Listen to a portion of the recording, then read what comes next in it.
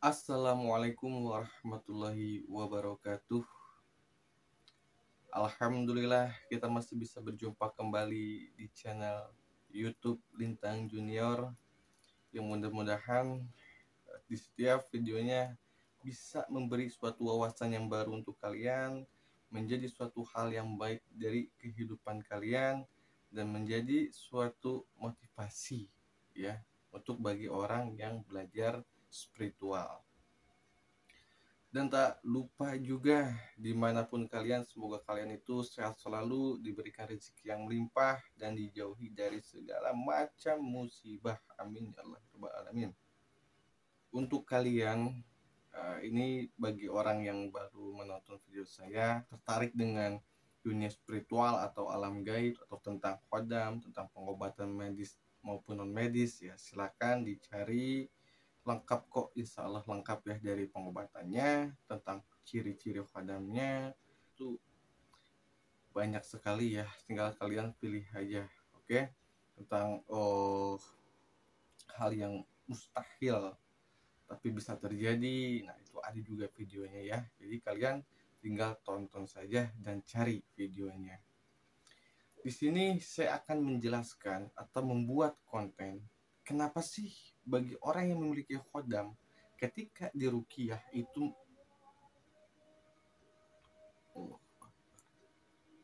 terdengar suara ajan, kita break dulu.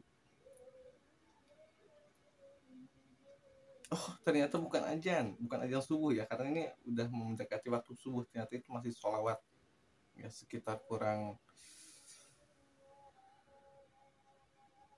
15 menit lagi ke waktu subuh ya, sekitar sekian lah kalau nggak salah ya, kita belum keluar kamar juga saya.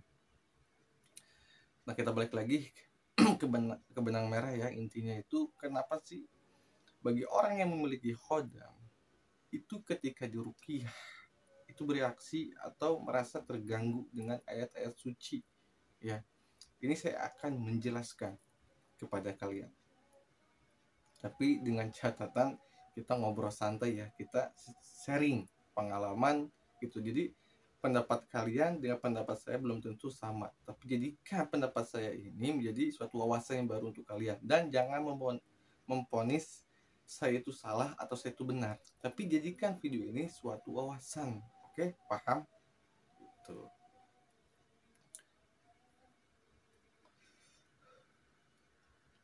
Ketika orang itu memiliki khodam ya, khodam harimau misalnya, atau khodam pendamping kesatria atau jawara, nah itu ketika diruqyah itu bereaksi ya, merasa terganggu, terus melakukan silat gerakan tertentu, nah itu bisa dikatakan 95% sampai ke 99% khodam itu belum muslim ya, khodam itu belum muslim.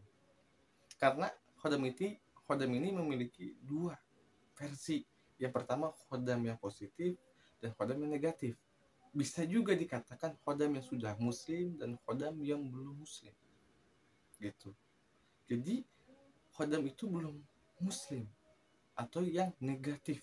Jadilah ketika mendengar ayat-ayat suci dilantunkan oleh ustadz tersebut atau kiai tersebut yang meruqyah, itu bereaksi gitu loh. Wah, itu merasa terganggu. Jadi jangan memponis setiap orang itu yang memiliki khodam itu akan kerasukan ketika diruqyah. Jangan memponis seperti itu gitu loh. Kang boleh dicoba, silakan coba. Siapa orangnya? Oh, kalau saya sendiri mau diruqyah silakan dengan senang hati gitu loh. Dan perlu diingat, setiap manusia di dalam dirinya mempunyai jin ya, di dalam tubuhnya. Jadi setiap manusia itu ada jin di tubuhnya. Oke, perlu dicatat. Jadi jangan merasa diri kalian itu lebih luar biasa atau lebih pintar, lebih rajin ibadahnya, lebih soleh ya. Karena ketaatan ibadah itu yang ngukur, bukan manusia ya. Yang menilai itu bukan manusia. Jadi jangan pernah merasa tinggi gitu ya tentang ibadah. Terus kan apakah Khodam yang positif itu ketika Durkheim akan berinteraksi juga, itu ada kedua kemungkinan juga. Yang pertama, bisa menikmati orang tersebut dan bisa juga dia kemasukan, tapi bukan berarti dia melawan, tapi malah menasehati balik atau menceramahi balik gitu. Karena gini, kalau kita berbicara umur dengan bangsa jin, tentunya kita kalah jauh. Mungkin kita sampai 100 atau sampai 200 lah di zaman sekarang. Tapi kalau bangsa jin itu sudah sampai ribuan, bahkan jutaan, bahkan sampai zaman kerajaan Masehi. Seperti itu. Ibaratnya jam terbang kita itu di dunia itu kalah jauh. Jadi kisah perjalanan itu yang tahu itu ya mereka, karena mereka lebih dulu gitu kan. Ajan, kita break dulu. Jadi untuk kalian kalau bertanya, Kang kenapa sih bikinnya pas banget mau ajan apa mau subuh gitu kan? Karena ini video saya buat tuh subuh ya. Jadi kalau kalian bertanya seperti itu atau berpikir seperti itu, saya jelaskan karena ini baru beres ya. Karena saya punya pasien ya kemarin mempunyai masalah dengan orang atau orang lain itu membuat masalah dengan pasien saya, dikirimlah guna-guna ya, mungkin video singkatnya itu yang video amatir yang kemarin saya upload ya, itu saya dikirim dari hewan yang nggak bisa kebakar ya. Itu hewan nggak bisa kebakar, harusnya kalau hewan itu dibakar ada gosongnya. Nah itu yang di hewan itu yang gosong itu bekas tisu dengan apa namanya, seperti ini plastik rokok nih, itu nempel tapi gak kebakar. Nah tapi alhamdulillahnya lebur di tangan saya, lebur ya. Kalau suara saya kurang jelas ya mohon dimaklum ya, karena udah subuh udah pagi nggak enak juga, jadi saya sarankan pakai headset. Oke, kita lanjut. Jadi saya punya pengalaman ketika orang itu kesurupan jin muslim ya, karena segelintir orang itu ada, atau beberapa orang itu yang berpikir jin itu khodam, khodam itu jin. Kalau saya berpikir, menurut saya memang itu sama tapi berbeda jenis. Memang jenis jin ya, emang satu lagi juga khodam itu jenisnya jin tapi berbeda. Ibarat sekolah beda tingkatan lah, seperti kalian ada wanita dan ada laki ya gitu loh. Jadi berbeda tapi sama jenisnya jin tapi berbeda gitu loh. Susah saya jelasinnya, intinya seperti itulah. Tetap jin tapi berbeda ya. Nah ketika orang itu kesurupan jin muslim, itu kita bacakan apapun nggak tembus, dalam arti nggak sadar ya. Singkat cerita saya pun bingung ya, karena kita kalah jam terbang kita kalah. Saya bingung apa, saya ajak nego tetap dia tidak mau, walaupun saya bilang perbuatan kamu itu salah karena si jin itu tertarik dengan sosok wanita itu yang dirasukinya. Saya bilang kamu itu salah, kalau kamu tahu muslim, kamu tahu ajaran muslim itu tidak benar, tidak dianjurkan seperti itu kan gitu. Tetap jin itu ngeyel. Dan pada akhirnya saya berpikir sejenak, istirahat ya, saya istirahat sejenak, break, ngopi, ngerokok.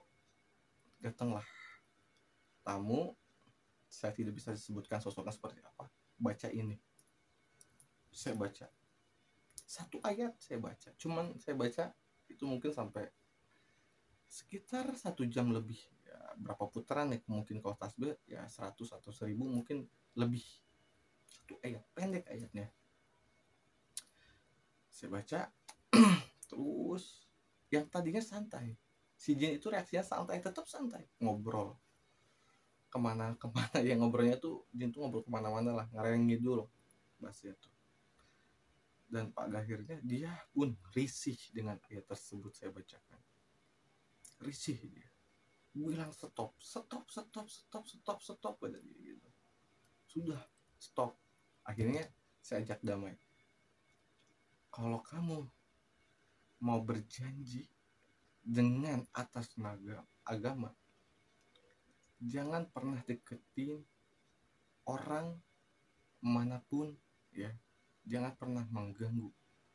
saya tidak akan ikut campur urusanmu lagi, saya bilang gitu kan. Selagi kamu mengganggu atau mensukai manusia, saya akan hadir di situ, akan menghadapi kamu, saya bilang begitu. Padahal tadi saya kalah, ibaratnya begitu ya, kalah karena saya butuh waktu itu sekitar 6 jam 6 jam. Nah, ke 6 jam itu saya break, baru saya dapat informasi. Nah, sejam itu baru dia tuh kita ajak nego, seperti itu. Jadi prosesnya hampir 7 jam 8 jam lah, karena sulit. Singkat cerita, dia pun berjanji mau, dia bersumpah, wallahi, wih, bahasa bukan demi Allah ya, tapi wallahi, ana wallahi ya, wah, itu dia bersumpah.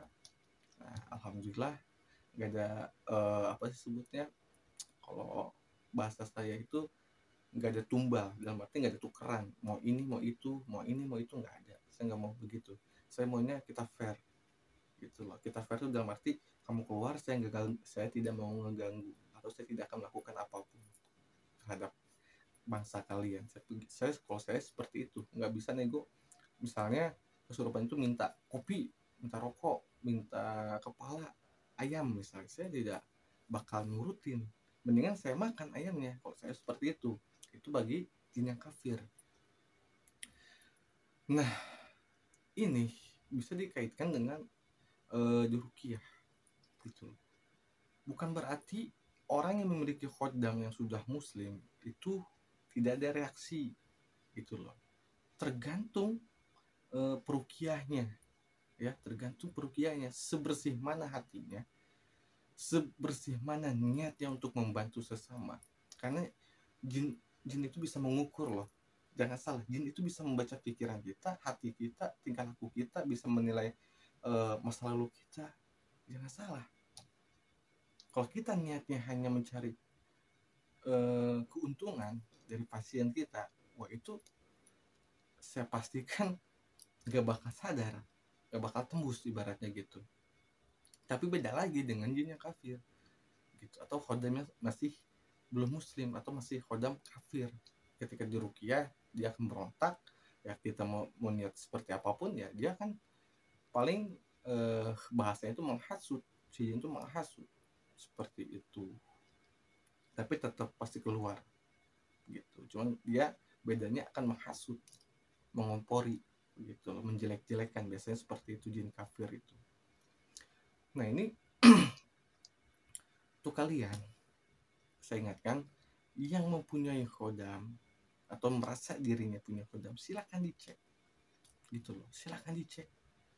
Jangan sampai kalian itu diisi oleh orang lain ya. Kalian konsultasi ke orang lain yang punya perguruan, yang punya padepokan misalnya, yang punya gelar gus, kiai, ustadz, segala macam. Kalian itu harus tahu sebelum kalian itu mengisi gitu loh. Jangan sampai kalian itu tergiur dengan harga yang murah. Jadi beberapa hari lalu itu ada pasien nanya ke saya, Kang, saya pernah diisi khodam harga sekian gitu. Terus prosesnya gimana, saya tanyakan. Itu ya cepet lah kata dia, nggak ada sehari gitu, nggak ada sehari lah ya. Saya pastikan itu bukan khodam yang asli. Kenapa? Karena kalau khodam yang asli itu butuh proses. Prosesnya di mana? Pertama, penyatuan energi antara si khodam dengan si orang tersebut atau tuannya itu harus sama. Kalau dia sama, itu tidak akan bermanfaat gitu ya. Yang kedua, kita tuh harus mencari khodam yang cocok itu seperti apa untuk si pasien kita gitu loh. Itu butuh waktu. Itu butuh waktu. Butuh hari per hari, butuh hari lah. Gitu loh. Enggak langsung instan. Karena kalau kita memasukkan khodam yang salah ke tubuh pasien, itu resiko. Entah itu si pasien itu akan sakit karena tidak bisa menampung power kekuatan si khodam. Bisa seperti itu. Makanya kalau di saya itu butuh waktu ya kurang lebih 1 minggu lah, kurang lebih kalau di saya gitu. Dan harganya pun ya Mahal karena butuh media. Bisa dikatakan mahal, tapi bisa dirasakan manfaatnya sendiri. Bukan promosi ya, cuma saya menjelaskan karena ini terkait Kodam ya, bukan promosi. Nah, kita balik lagi. Untuk kalian, jadi jangan pernah merasa atau mengukur semua itu sama antara yang Kodam yang negatif dan Kodam yang positif. Ketika diruqyah itu akan bereaksi kesurupan atau merasa terganggu ya. Jangan pernah mengukur seperti itu kecuali kalau kalian itu sudah menjajal semua orang yang memiliki Kodam kalian ruqyah seperti itu. Karena di atas langit masih ada langit ya. Kita nggak tahu kalian seperti ini pengalamannya dan saya pun seperti ini pengalamannya. Jadi tidak sama gitu loh. Jam terbang kita tuh berbeda karena kita berbeda jalan gitu loh. Perjalanan hidup kita itu berbeda, tidak sama. Tapi tetap kita punya satu tujuan. Tapi proses perjalanannya itu berbeda. Contohnya simpelnya begini. Kalian sekolah di wilayah A dan saya sekolah di wilayah B. Dan kalian ada yang sekolah di wilayah C. Berbeda sekolah. Tapi tetap tujuannya sama, pengen lulus. Kan begitu. Setuju nggak? Ya. Saya bukan mengompor-ngompor kalian untuk mengajak kesirikan ya. Bukan seperti itu. Kalian harus tahu dulu arti syirik itu apa. Syirik itu kan garis besarnya menduakan yang maha kuasa. Tapi kalau kita tidak menduakan yang maha kuasa ya bukan dikatakan syirik. Sekian video ini saya buat, semoga ada hal yang bermanfaat untuk kalian walaupun sedikit, tapi insya Allah bermakna ya. Saya sarankan untuk memakai headset, oke? Saya pamit undur diri. Mohon maaf bila ada salah kata, ada perbedaan pendapat. Saya pamit. Wassalamualaikum warahmatullahi wabarakatuh.